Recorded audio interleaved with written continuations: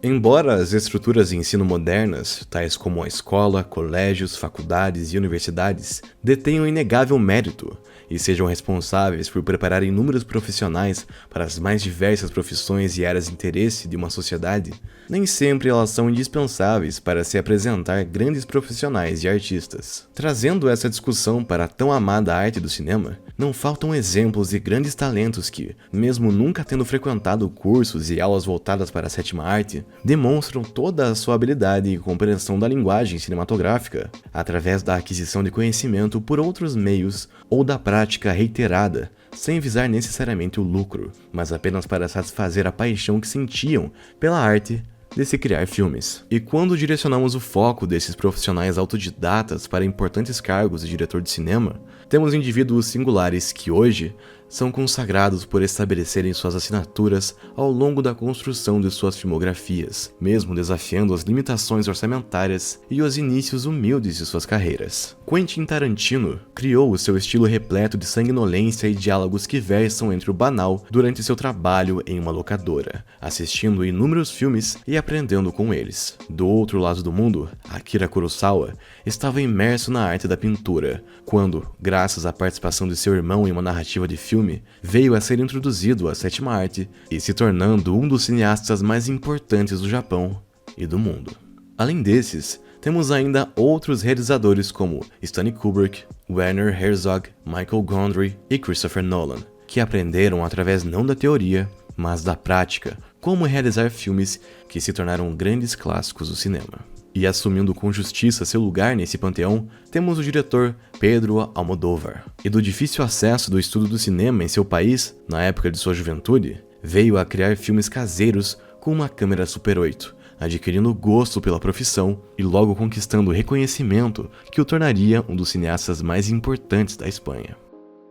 Ao longo de mais de 40 anos de carreira, Almodóvar apresentou um estilo único, com o uso de cores vivas como o vermelho, parcerias com atores e atrizes talentosos do país como Antônio Bandeiras e Penélope Cruz, e filmes que tratavam sobre temáticas humanas como maternidade, paixão, sexualidade, religião e aceitação, principalmente nos gêneros do drama, comédia e romance. Porém,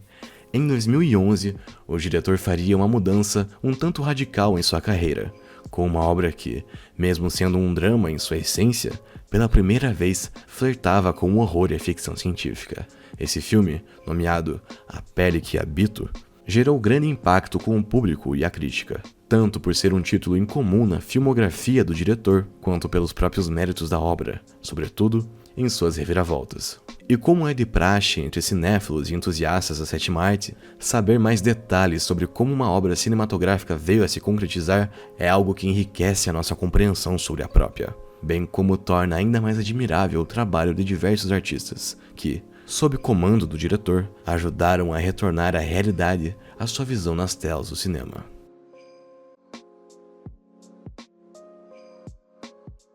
Uma década antes de apresentar A Pele que Habito para todo mundo, Pedro Almodóvar havia tido contato com a obra literária francesa Miguel, ou Tarântula, como foi traduzida em outros países, escrita pelo autor Thierry Jonquet em 1984. O conceito da obra fascinou Almodóvar devido à sua progressão em revelar uma história de vingança, ao mesmo tempo fascinante e perturbadora, algo que ficou em sua mente e que estava presente em todas as versões do roteiro.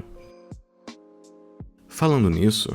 ao longo de todos esses anos, houveram 9 esboços do roteiro até chegar na adaptação final, que faria as modificações necessárias, seja na ambientação, nome dos personagens, na adequação da trama para os dias atuais, mas com o núcleo da trama de vingança sendo preservado. Embora fosse sua primeira incursão no horror sci-fi, Almodóvar não se deixou amedrontar e afirmou que sua obra seria um filme de terror sem sustos e gritos, o que versa com o popular subgênero do terror psicológico, que desde então ganhou reconhecimento com títulos como Midsommar, Hereditário e Noite Passada em Soho. A ideia do realizador não era fazer um filme de terror convencional, mas sim criar uma obra que aterrorizasse o público de maneira mais profunda, para que todos saíssem da sessão do cinema não assustados, mas sim horrorizados com tudo que nos é revelado ao longo da trama, da mesma forma que a obra literária havia feito anos atrás.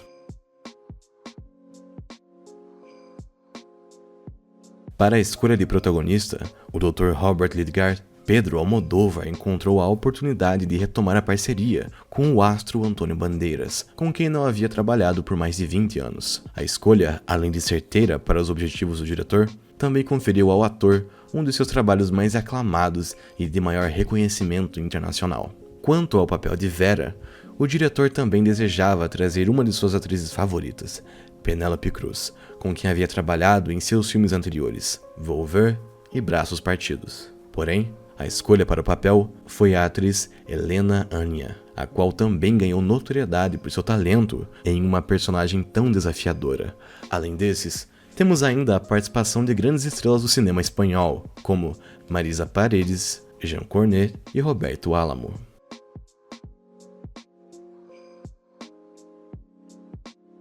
Com um roteiro enfim desenvolvido e elenco selecionado, as gravações de A Pele que Habito foram iniciadas em 2010, embora o anúncio do filme tenha sido feito ainda em 2002. Ao longo de 4 meses de gravações, a equipe de produção passou por locais na Espanha, como Toledo, Madrid e Santiago de la Compostela, embora a maior parte da trama ocorra dentro da casa do Dr. Robert Lidgard, devido à natureza da história, mostrando um cientista brilhante perdendo sua sanidade devido a um evento trágico, mantendo uma vítima indefesa sob cativeiro.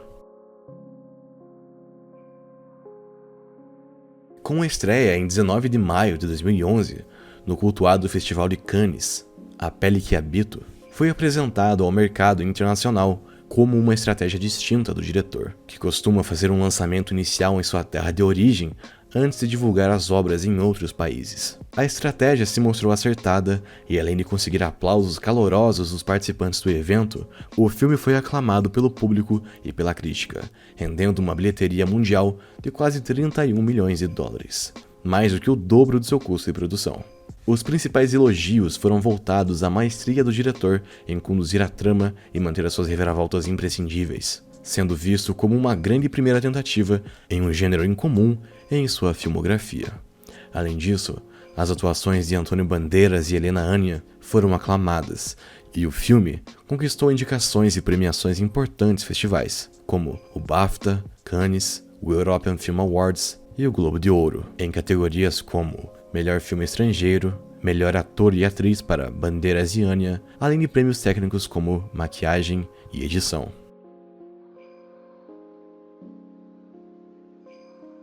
A Pele que Habito pode não ter sido o primeiro filme de horror a se focar no lado mais dramático da trama e menos nos sustos e na violência gráfica, mas certamente foi um dos principais títulos a ajudar na atual popularização desse subgênero do cinema de horror, provando que existem outras formas de impactar o público, além do uso de fórmulas batidas e ultrapassadas. Consoante a isso, o impacto da obra, junto ao público, serviu para apresentar novos admiradores ao trabalho de Almodóvar, que na contramão de diretores famosos como Sam Raimi e Peter Jackson, veio a adentrar no cinema de horror não em seu início de carreira, mas quando já estava bem consolidada em filmes dramáticos, filosóficos e existencialistas. Ainda assim, o diretor não deixou sua assinatura de lado, e mesmo em uma história de vingança com elementos de horror e ficção científica, Almodóvar não deixa de lado a sua visão mais intimista sobre a natureza humana,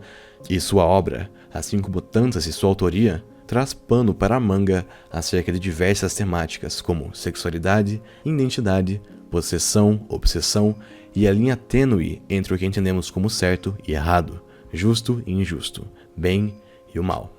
Dessa forma, vemos através desse fascinante e perturbador thriller psicológico a versatilidade de um dos maiores diretores do cinema moderno, que continua em atividade e fazendo filmes que, mais do que entreter, levam o seu público a refletir e A Pele que Habito é um dos seus trabalhos mais recomendáveis, seja para fãs de longa data ou para novos entusiastas que desejam conhecer mais o cinema fora do eixo hollywoodiano.